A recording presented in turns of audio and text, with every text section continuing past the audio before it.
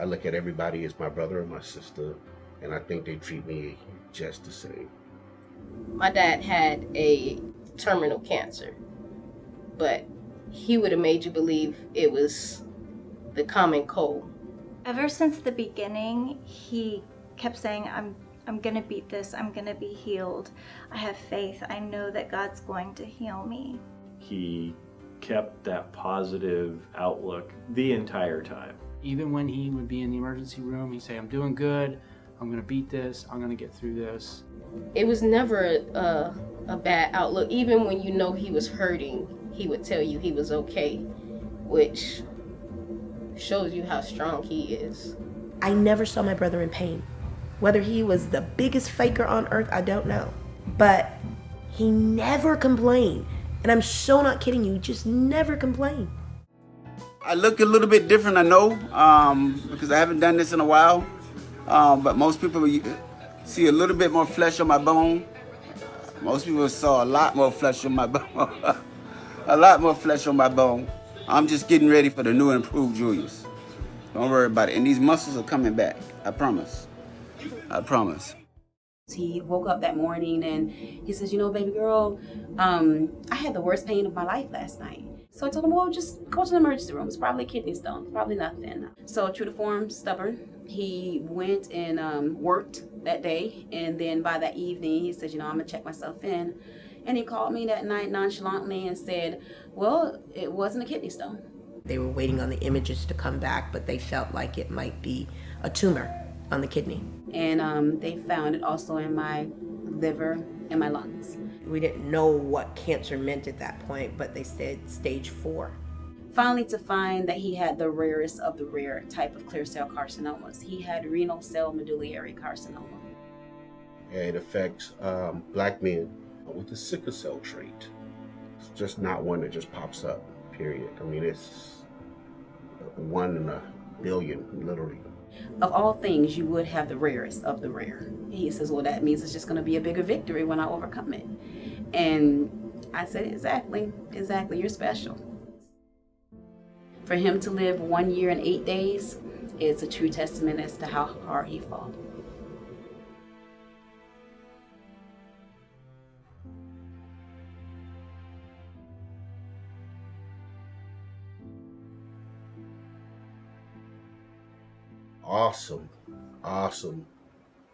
Awesome people. I think I know the whole hospital. And I think the whole hospital came to visit me not too long ago. It's amazing how one person can impact so many people. We have 1,000 employees. My bet is they all knew him. He might have been super busy, but he always made time for you and your issue. The way he approaches, the way he talks to you, he's such kind-hearted, thoughtful, wants to get to know everything and anything about you just to see where he can help you. Everyone he talked to, it was like they were his best friend. You would never know that he was having to tackle a really hard job with the computer systems. He just really gave it his all. It was just so much fun. We giggled about everything.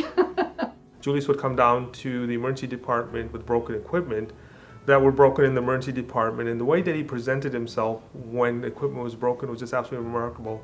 You would think that somebody would come down and says, John, your ED's done it again. They keep breaking these equipment. Every time Julius came down, he would say, John, I know your emergency department is really busy and your team is great. They work really hard. But, you know, they must have run into a wall or they did something and this equipment has broken and this is what I'm doing about it. It's just really remarkable about even when he presented information that was not positive, but actually was quite negative, he did it in a positive way. He loved to hoard computer equipment. I would go over to the storage cage over there and I'd say, do we need any of this? Oh yeah, we need that. No, I don't think you need that. When's the last time you used that? And I'd fill up our asset disposal bin and he'd be in a panic mode, but it was always funny just to watch him go through that. I mean, occasionally, you know, I would ask him to go out and do some things, and he would never disagree or complain, but I would get that look. He'd pucker up his lips and be like... He thought of this hospital as his family. Carrie, thank you for coming on, and thank you for a great team that you run at Florida Hospital Fish Memorial. I consider you guys family, and your nurses take really good care of me every time I'm there. We're family. He had a heart the size of the world. I remember I stomped up there and I was like, JT, I'm having a really, really bad day. And so he sat me in his chair and spun me. We have those big black office chairs, and he spun me around in a circle about 5 times. And he was like, do you feel better? And I was like, I feel fantastic. I needed that. Thank you so much. And that was just something he didn't have to do. He made me laugh. We both laughed, and it made my day that much better. No, he took work very seriously. That's the way he fed his family, and he'll make that known. Like, I don't play about work. This is how I take care of my family. This is how I know how to protect them. Good afternoon, Facebook. I know a lot of you haven't seen me in a long time. I am no longer the 300-pound guy you guys used to see. I'm down to about 197 pounds, and I'm doing great. We've had team members who've gone through a lot, and Julius was certainly one of the ones where when we knew what was going on, we knew he was in for a long fight. And I don't think anybody doubted that he was capable of fighting that fight, but I think we were all clear that it was a big fight, and Julius knew it was a big fight. I need your prayer for this nasty thing that they call cancer. I call it the trick of the enemy, and it's gone. By faith. I walk by faith, not by sight. And like I said, I'm doing great. I'm doing great. From the moment he came to the emergency room thinking he had kidney stones, he was enveloped in stories of faith. He basically surrounded us with his arms like it was a huddle and told us that he was diagnosed, and he said, I'm going to fight this, and his number one request was for us not to give up on him. He felt that he was going to beat this thing. I've never known him to give up on anything, so I kind of expected him to as well. When I was going to my meeting, I looked at my corner of my eye and I noticed Julius coming out of our rooms. I immediately went up to him and said, hey, are you okay? I noticed you're a patient. He's like, yep, John, I'm being discharged. And I could tell Julius was a little weaker than he normally would have been because he was holding the wall rail that's in our hall. I immediately said, Julius, let me get you a wheelchair. I'll help you to your car. He said, John, I don't need that. I'm good. I said, are you sure? Are you sure I can get that for you? It's not going to be, John, I'm good. I'm going to go out there. It says, can I go with you? Can I help you to your car? John, I'm good. I got this. So I watched because, Julius was firm. That's how I knew that he was a fighter and that he's got the courage to do it because he walked there and I watched him. He walked slow, but he needed no assistance and he got up to his car and he got home safely.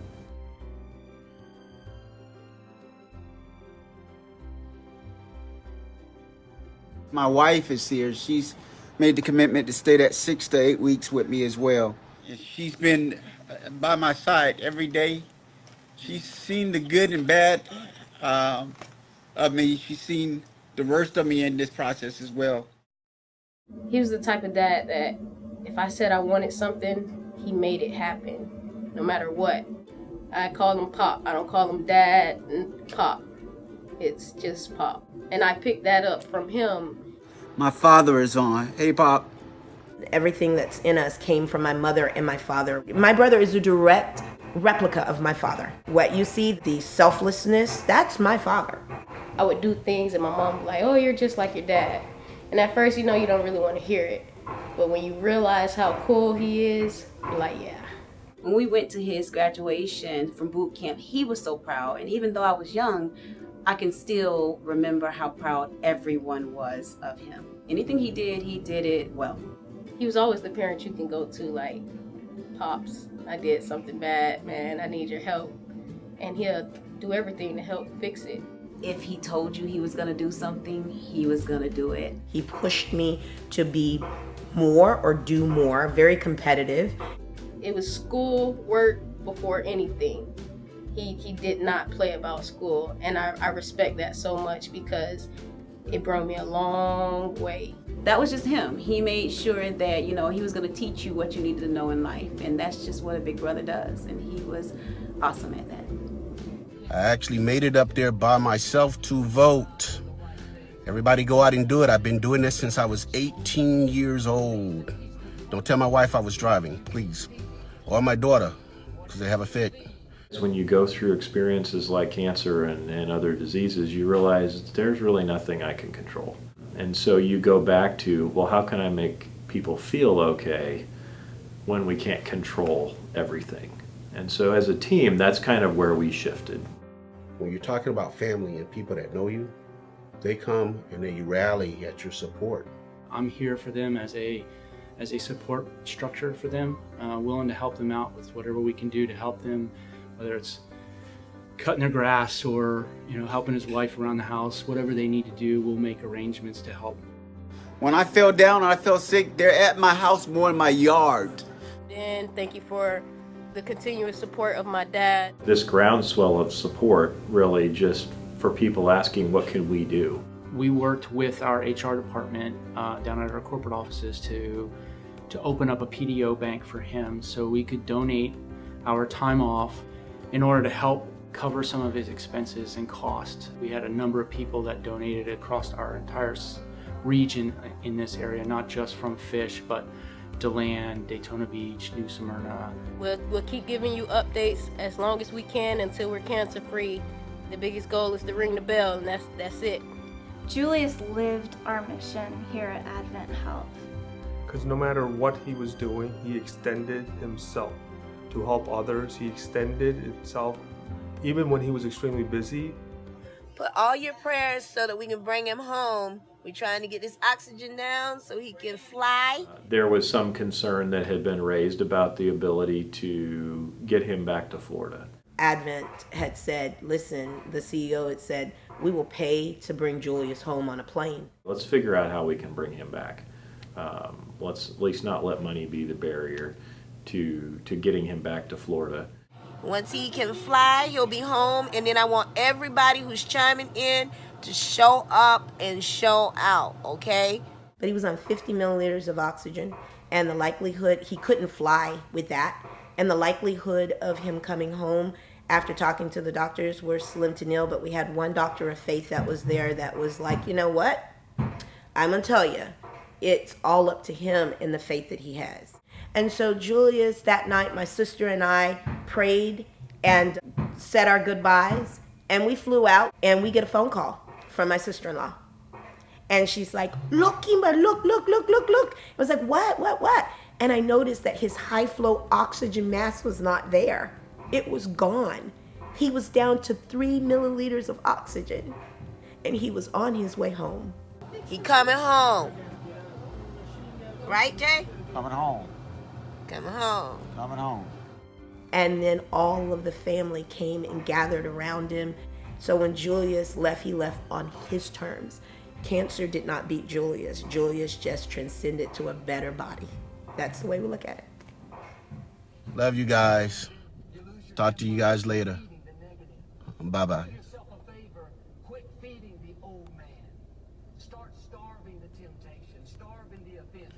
See, I don't even know how to work Facebook. I don't even know how to turn this off. Uh-oh, my wife sees me. All right, how do you end this? Julius was family-oriented. Julius was infectious. And Julius was love. You're gonna win this fight. I think we all learned, no matter how hard the road looks, there's still a way to have a positive outlook on life. Oh yeah, I think there's quite a few people here that looked up to him and the way he carried himself. He is an inspiration to all of us. I miss him, and I'm sure everybody else misses Julius very much. I know he's on doing some great things. God has some big plans for him, but we will all meet again. If you knew my dad, you knew what love was. You knew what being kind to others meant. If there's anyone that can understand the power of prayer and perseverance, that's my brother. I'm gonna tell you, I've learned how to do what I've learned how to do. I've learned to trust in God. I've learned to let it all go and put it in God's hands. Something that my brother has always said, you know, Mama, in the end, the best gift that you and Dad gave us was Christ, because he has been the reason why I know I'll beat this. And we all know that in the end, my brother didn't physically beat it on this side, but the place that he went to after this, which is eternity, he more than won. when you have people like that that have come to our lives, that they are divinely placed there. Sometimes to edify our spirit and to tell us that God's in control and everything's going to be okay. Sometimes to help us to realize that there is good in the world, and even in bad situations, light shines through it all. My dad's a legend, and I'm proud to say that. I'm proud to be one of his legacies. I'll forever miss him. I miss him more and more every day. It doesn't get easier. It just don't. You know, I agree. If you didn't get to know him, you missed a phenomenal man. But if you just look at all of the people who he touched, you'll know exactly what kind of person he was. There was not a room that he didn't light up. You're gonna win this fight. It doesn't matter if he tries to take you down 1,000 times. You're gonna be